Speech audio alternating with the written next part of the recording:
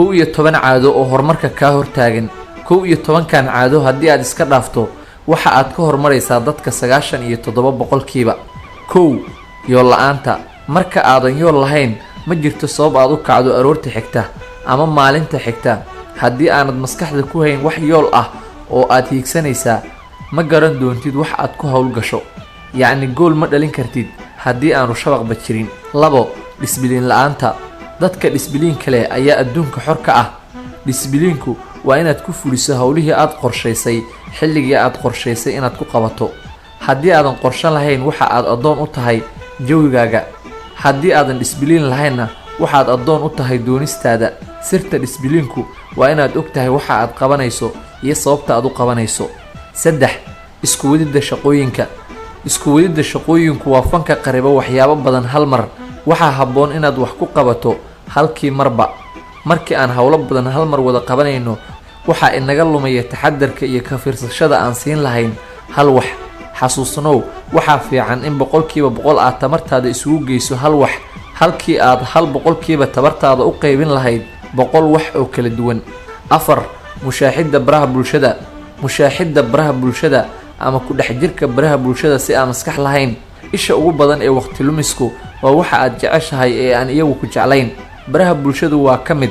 marka aad baraha bulshada qabatintid ama aad la qabsato waxa aad dhex gashay gidaar weyn ama derbi weyn oo aan dhammaad lahayn oo mushaaxidda internetka ah. 5 akhrinta badan ee wararka. warku waxa uu maskaxda uga dhigan yahay sida sokorta ay jirku uga dhigan tahay oo kale, labaduba waa halis. ajandaha ugu weyn ee warku waa inuu faafo nacayb, cabsi iyo xasilooni darro. iska dhaaf la socoshada wararka sida ugu dhaqsiyaha badan. 6 daawashada ciyaaraha. saacad iyo bar inaad hor fadhiso shaashadda ama TV-ga si aad u daawato ciyaar aanay kaa soo gelin wax dheef ah. intaa in ka badanna waxa aad ku qaadataa maqaaxiyaha fadhi ku dirirka ah si aad uga sheekayso ciyaartii dhammaatay. waqtigaas aadka u faraha badan waxyaabo badan oo dheef leh ayaad ku qabsan kartaa. xifrad cusub ayaad ku baran kartaa oo aad dhaqaalo badan ka hesho. intii aad daawan lahayd ciyaarta waxaa kaaga caafimaad badan inaad adigu ciyaarto oo aad jimicsato.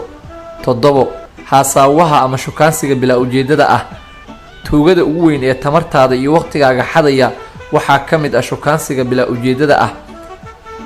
inta dhalinyaro ah ee maalmihii ugu wacnaa noloshooda ku lumisay sheeko iyo shukaansi aan miradhal ahayn ayaa ciiddaa ka badan wax aan qoomamo iyo ciil ahaynna kama hayaan maanta. ha ka mid noqon xertaas. naftaada marka aad dhisto, dhaqaalo samayso ee aad guur u diyaargarowdo waad samayn kartaa haasaawe ama shukaansi ujeeddo leh, laakiin inta ka horeysa shukaansiga kama faa'iidaysid waxaan ahayn qalbi jab iyo waqti lumis. 8 cabashada badan. cabashadu waa waqti lumis. marka aad cabanayso waxa aad naftaada ka dhigaysaa dhibane. cabashadu weligeed waxba ma hagaajiso. jooji cabashada oo bilow inaad isbeddel samayso. 9 danaynta waxa ay dadku kaa qabaan ama ay kaa aaminsan yihiin. xabsi ayaad ku jirtaa haddii aad danaynayso inaad la socoto waxa ay dadku kaa qabaan ama ay kaa aaminsan yihiin. waxa ay dadka kale kaa qabaan ama ay kaa aaminsan yihiin dan ha ka gelin. waxa kaliya ee ay muhiimka tahay inaad u dhug yeelato waa waxa aad adigu ka aaminsan tahay naftaada. 10 dayicidda caafimaadkaaga. marka aad caafimaad qabto waxa ay ka muuqanaysaa shaqadaada. cunto fiiw cun, maalin kasta cibaadayso, soco oo lugee, bannaanka ka soo shaqee. 11 dhammaystirnimo doon.